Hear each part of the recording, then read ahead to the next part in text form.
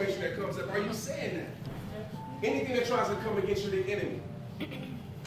That's truly trusting God. And I feel like he brought me through those things, and I look back, and now it's funny because the day I did my conference call about this, and I was like, so I'm in a great relationship now. I was like, man, I don't know if I want to do this conference call because I haven't talked to my ex in years. I want to put our business out. And it's crazy because she reached out to me 2 days before I did that conference call. And she said, nah, Trent, I'm over that. We're past that. I did some things wrong too. He said, share it, because I've been watching you. And it's crazy that I have to get my heart broken for everybody else to be healed, whatever, to help everybody else out. But I'm proud of you for doing that. I'm proud of you for stepping up. I've been watching your growth, so go ahead and share it. But that's crazy. I had to go through those situations to bring me here today, to be able to talk about that. That's why I talk about love, and love doesn't hurt. Love's not abusive. Love is pure. Love is kind. Love is awesome. Love is God. So don't let nobody change the definition of love for you, because people are going to try to do it. What you believe in love is. Love isn't hate. Love isn't putting their hands on you. Love isn't making you feel bad. Love isn't getting joy from seeing you weak, seeing you cry. The person, the heart that's meant to love you, wants to see the best you in a relationship, wants to see a happy you, wants to see a person of joy with the heart that's meant to love you. So understand that when you're going through those situations. What brings me to this question: who are you? When you look at it, and it might seem so like, that's a stupid question. That might seem so easy. Who are you when you look in the mirror? Do you know who you are? I didn't. For 26 years of my life, well, I can say, let's say from 15 to 26, I didn't know who I was. I thought I did. I was the person that the world wanted me to be. I was the person that my friends wanted me to be. I was the person that I thought I should be. But I wasn't the person who God called me to be. So know who you are when you look in that mirror. Embrace your flaws. You talk about the video, you're perfect. Embrace your flaws. People that love you, the hearts that are meant to love you, that's not just relationship, that's everybody's going to love your flaws. If you can't dance, they're going to love that. If you're tall, you're like super tall or super short, they're going to love that. Things that you can't change. God created the perfect you by that. So don't try to change it. So many times we try to change it because we look in the magazine or we look on TV or we look on whatever, the Kardashians, and we say, I mean, I'll be watching that. We look on that and determine what beauty is. There we go. Say it again. When the makeup is gone. Who are you? Who are you? The makeup should enhance your beauty. It shouldn't have to make you feel beautiful. Clothes, all that. That's just extra credit. You should already know who you are. Embrace your flaws. Embrace it. Laugh at it. Have fun with it. Because those people are going to love you for that.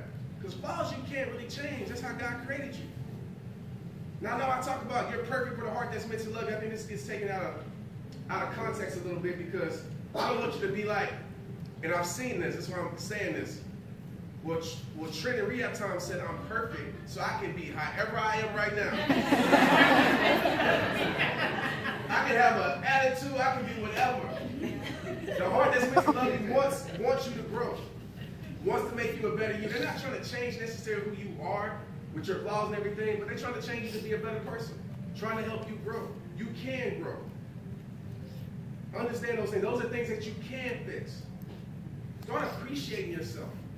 If you can't love yourself, how can you expect somebody else to love you? How can you love somebody else? If you can't build your relationship with God and be complete, how can somebody else complete you? You know, so many times we depend on somebody else to complete us. Yeah. When we get in a relationship or friendships, we should already be complete because he gives us completion. That should just add on to it. So stop depending on man. Stop depending on whatever it is to complete you. Be already complete. Know who you are. Embrace those flaws. Don't put certain labels on your life that's not you. Be that person that God has called you. That's the best decision that I made in my life, was to answer my calling. Was to be the person that God asked me to be, that wanted me to be. It's not about money. It's not about none of that. I know you asked about that. It's not about that. years for free, speaking. Years of that. This is my purpose. NFL was my dream. And I'm not talking about catching your dream. When I talk about catching your dream, I'm talking about the will that God has for your life. I'm more talking about purpose when I say that. Because if your dream is to be whatever, that's not good, that's not glorifying God, that's not the dream I'm talking about. Too many times we give God the glory for things that don't glorify Him. Think about that. You don't want the credit for something that's a mess. Yeah. That's just being real. I say it all the time. Thank you, God, for allowing me to, I don't want to be a hooker, right? Let's be real. Honestly. Or allowing me to do this. Or I'm a stripper and I did, and thank you for helping me. God bless me tonight with all this money. Come on, that's how the devil fools you. He gives you more than things that you can't handle, so you'll lose yourself. More than things that you can't say no to, and you'll lose yourself.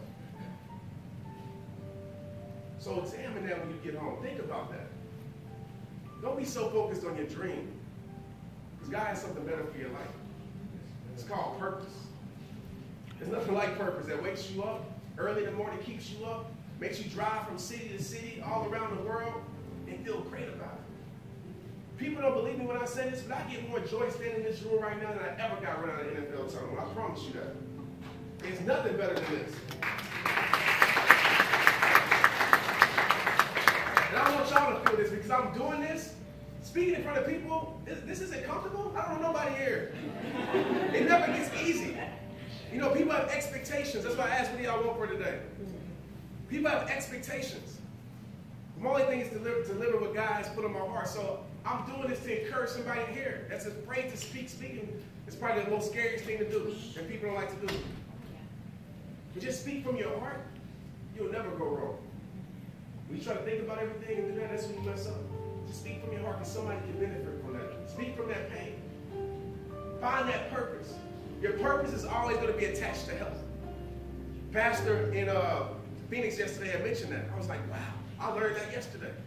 It's attached to your health. It's helping others. It's bigger than you.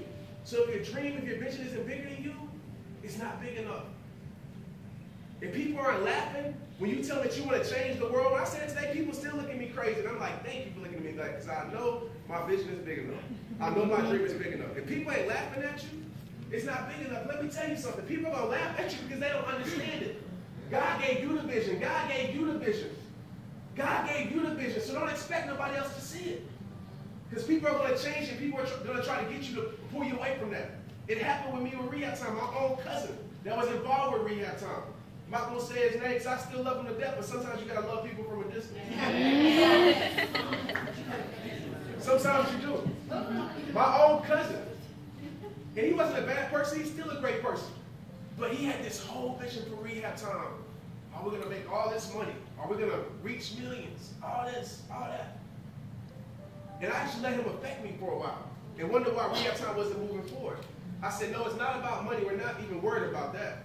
Rehab time was built on $0. It was built on faith in God. That's it. You ask how Facebook and everything, I don't know. That's how you know God is in something you can't explain it. You ask how rehab time grew, I can just tell you, hey, I just did 2 minute videos on my iPhone. I just got around some great people and they just took it. God just took it where he wanted to be. I put him in the driver's seat of my life instead of the back seat. Because anything under his control, in his control, will never be out of control, right? A lot of us in that driver's seat trying to drive our own life, I wonder why we wrecking. Wonder why we get lost. So purpose, attached to health. How many people here know their purpose or feel like it? It's okay if you don't. Purpose. It's a great feeling, isn't it? It's a great feeling.